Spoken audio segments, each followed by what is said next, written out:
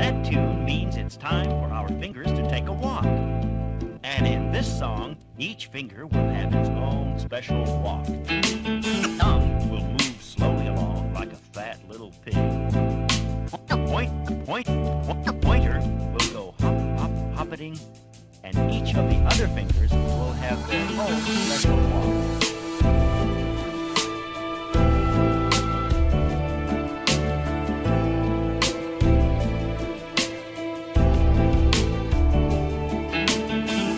Alright people, Bunkai is here once again. I am going to be doing another video, my review for One Piece chapter 698. 2 more chapters to the big 700. I can't wait. And boy, they're making sure that we're getting something along the way. Because what's happening here now, start off the chapter with a cover page showing Caribou going towards the harbor after being rescued by the old granny from the last one. So, don't know where that's going, but the fact of the matter is that this island has to do something with Kaido. So, more than likely he's gonna reunite with the guys again once they finally get close enough to Kaido or whatever is gonna happen next. But overall, that's something else. Now, going into this meat of the chapter, we start off with what was going on back on Punk Hazard, where they're saying that they were going to try to rescue the G5 Marines and other people who were caught in the Shinokuni, because it turns out that in that hardened shell, they're only paralyzed, but they're not dead. So it gives them what, half a day to live, and I'm like, all right. I thought Shinokuni would be, a one shot, as in as soon as you get caught in it, that's it, you're done. But just Oda said that he'd rather not kill off fodder who have no significance, but sure, he's gonna kill off someone or he's gonna kill off other characters who actually showed a lot in this arc. Monet, Virgo, right? Sorry about that. Yeah, but you get my point.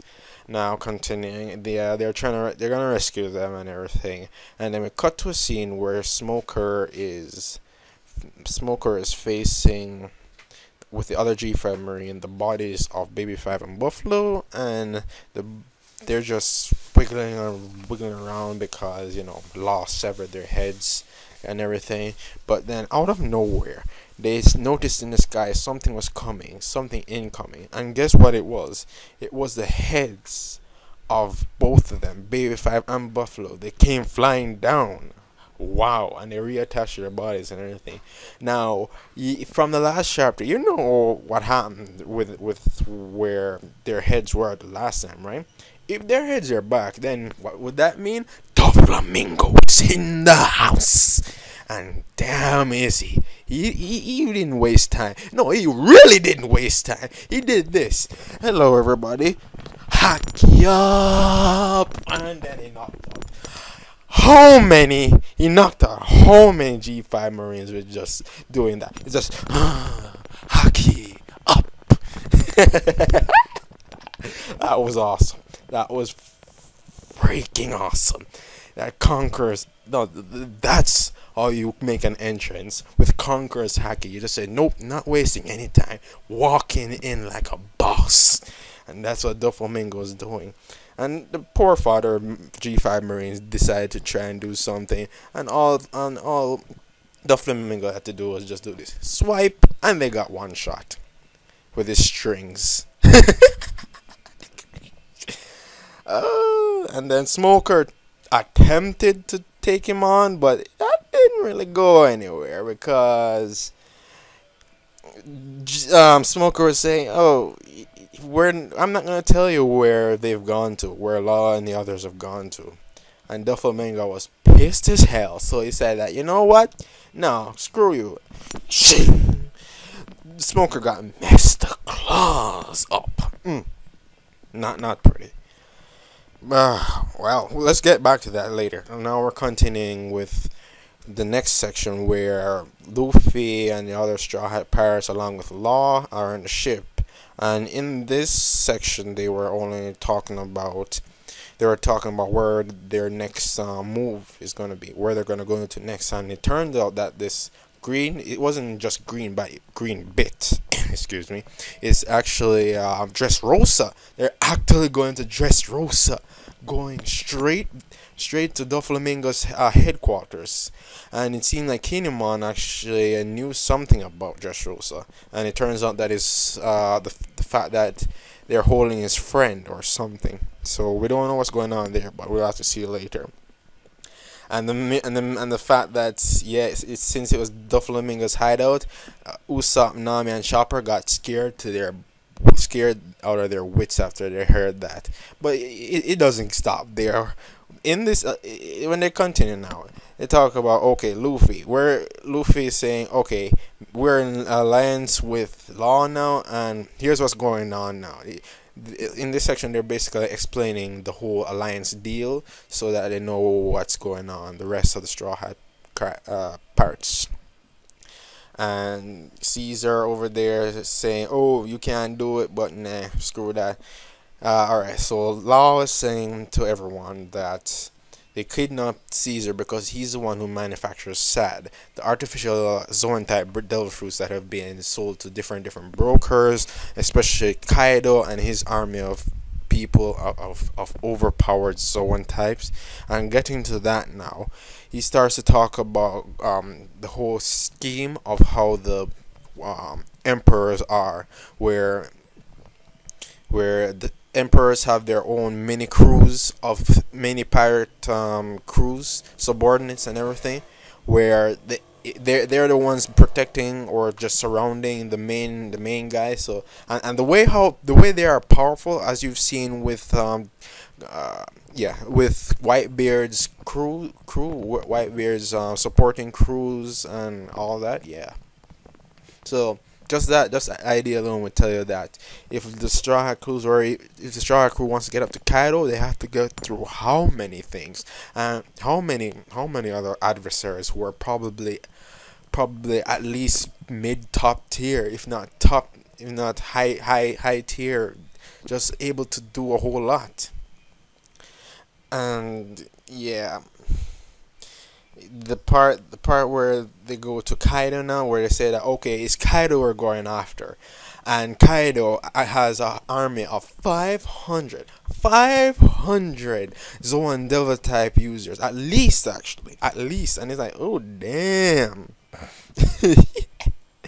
I don't know why Momonosuke turned back into a dragon, but I guess it's just because the artificial devil fruit is unstable and everything, so he's probably able to control it later on, but at the same time, I think he's just unable to control it. Excuse me about that. Yeah. So we continue on to where Usopp, Nami, and Chopper are saying, nope, this is too scary. We can't take it. And then this crazy scene here where with Caesar Clown, he gets complimented, and then he just puts on this creepy smiling cute face, and I'm like, oh damn, that's not cute at all. Frankie